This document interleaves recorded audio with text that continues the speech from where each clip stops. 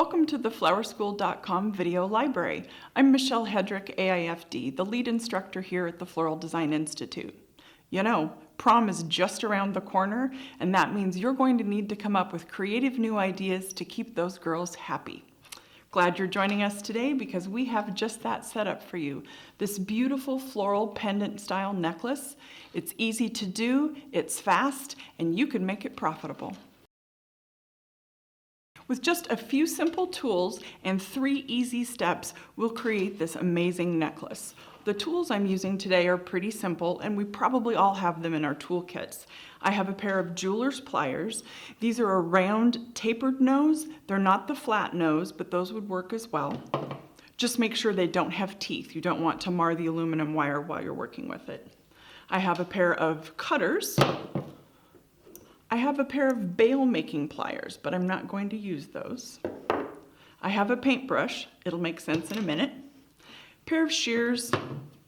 I have my Oasis floral adhesive. Some U-glue dashes. I'll be working with Oasis aluminum wire in the gold 12 gauge today. And then lastly, of course, I have my flowers and foliages. Brunia, Floral leaves, a little bit of Italian ruscus and some Israeli ruscus, and lastly, some beautiful miniature Phalaenopsis orchids. The first step we'll do is to create the neck wire for our pendant. Our second step will be to create the pendant itself, and our third step will be to embellish it with flowers. So let's start with step 1. I have my Oasis aluminum wire in the 12 gauge in gold, and you notice when it comes out of the package, it's in these beautiful coils. Everything is smooth, it's just nice and spiral. Take advantage of that. I'm going to cut about 10 to 12 inches. You might need 14, you might need 9. The reason for the difference is it depends on how low you'd like the pendant to hang and the size of the neck of the finished piece, the size of the neck of the wearer actually. So with that in mind, I'm going to cut about 10 inches here and then just gently open that up. I want to maintain as much of that nice smooth curve as I can. Just means less work for me later trying to smooth out bumps. These 2 ends are very sharp and raw, so I'll take my jeweler's pliers and curl one end. That way I don't hurt myself. Not a bad thing. I'm just making some smooth curls, creating a small spiral at the end. That will form part of our clasp when we're finished. Now that we have our neck wire complete, we'll set it aside and move on to step 2. I'll go back to my aluminum wire and take off about 20 to 36 inches. I'm going to use that fancy measuring trick we all learned as kids. Mine's about 30 inches. And again, the reason for the difference in the length is the smaller the amount of wire you use, the smaller and more delicate the pendant will be. So keep in mind the size of the person who'll be wearing it so that scale and proportion work well for that end user. Again, sharp ends, I want to take my jeweler's pliers and put a little curl on each end. That way I don't cut myself while I'm working with it.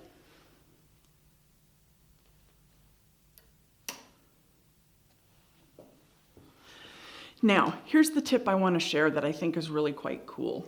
You can use something called bail making pliers, and these are designed specifically to make smooth circles with your wire, whether it's sterling silver or it's aluminum wire.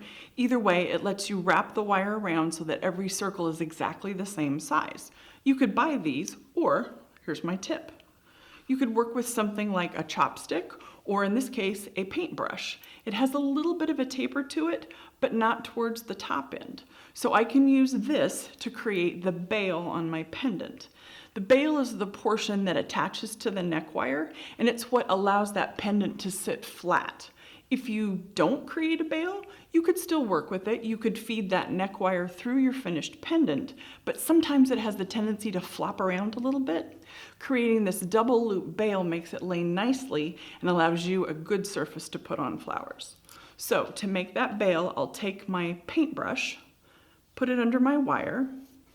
I tend to like asymmetrical things, so I have a longer length to one side.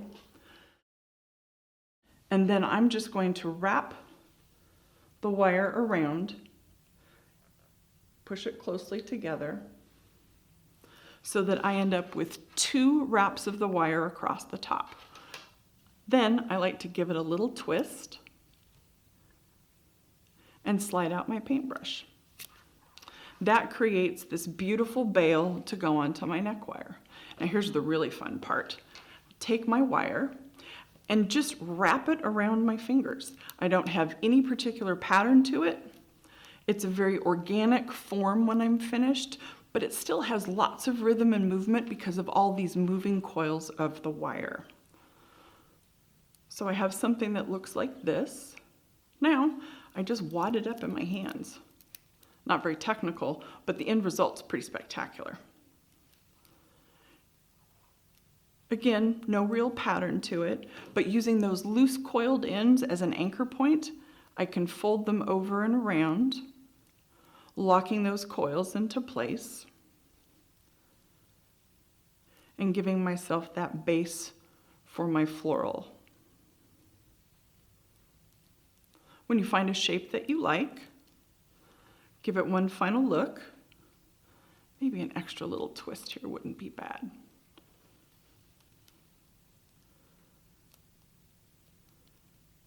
And then one other magic little step. Literally, I'm going to step on this.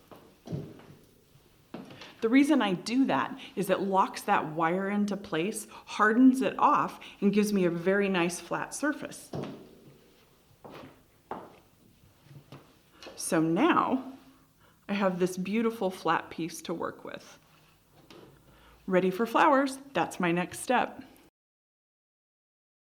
Now that I have the pendant form created, we'll add the floral embellishments to it.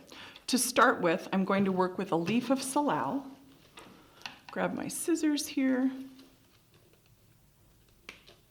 Snip it off. Make sure that that stem is very flush in the back. And then I'll take a U-glue dash and apply it to the front of the Floral leaf.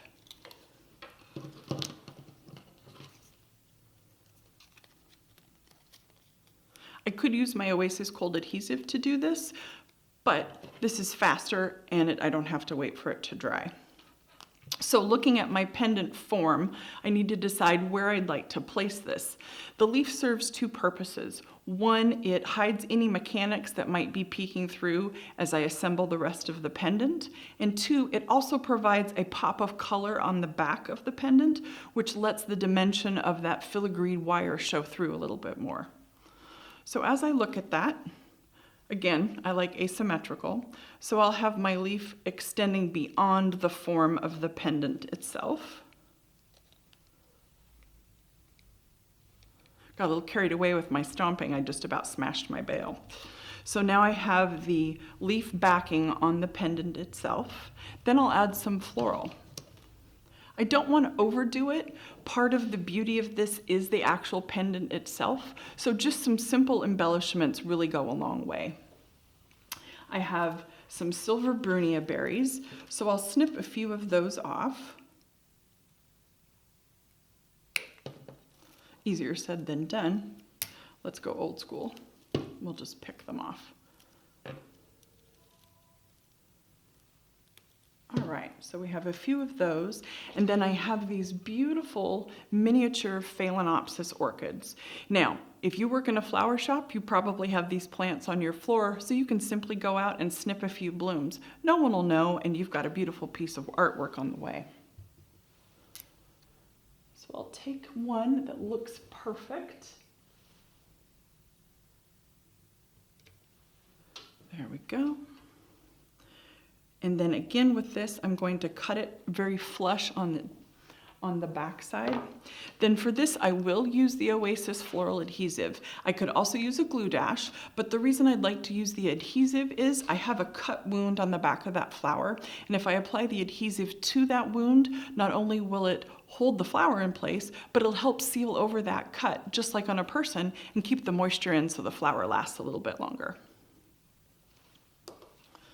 So I want just a dab. and I'll need a minute for that to cure.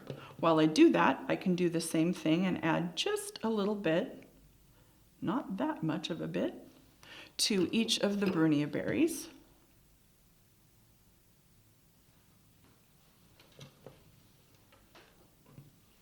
You could also use hypericum. That would be lovely, especially since hypericum comes in so many colors.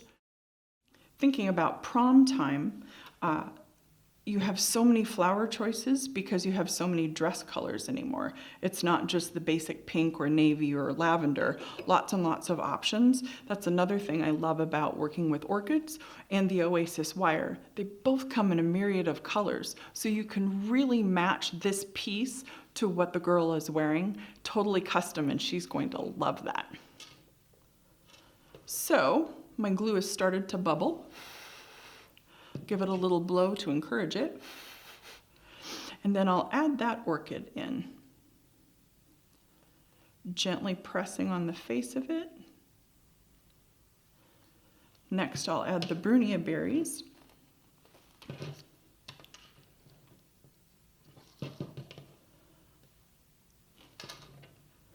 Just a couple.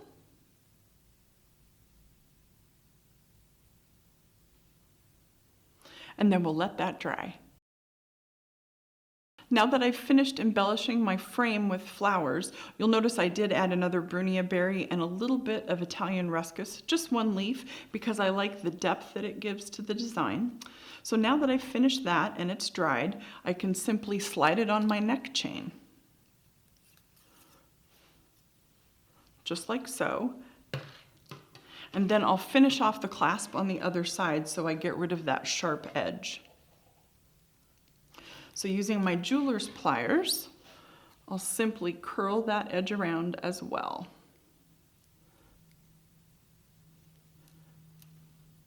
The beauty of doing a neck wire like this is it's totally customizable to the wearer. I can adjust that clasp however it needs to be so that it fits tightly and lays nicely around their neck. I think it turned out kind of nice. Wasn't that amazing? 3 simple steps: create a neck wire, create my form, and then embellish with flowers. And I have a beautiful piece of floral jewelry. Our completed floral pendant. Isn't this fun? Now it's your turn. I'd like to see what you can do with a little bit of wire, a few simple tools, and some flowers. When you do make your creation, go ahead and tag Floral Design Institute on social media. That way all of the Tulip Tribe can see what you've created. If you want more creative inspiration, hop on over to the website, flowerschool.com. We have so many videos, so many tutorials, you'll spend hours. Again, thanks for joining us.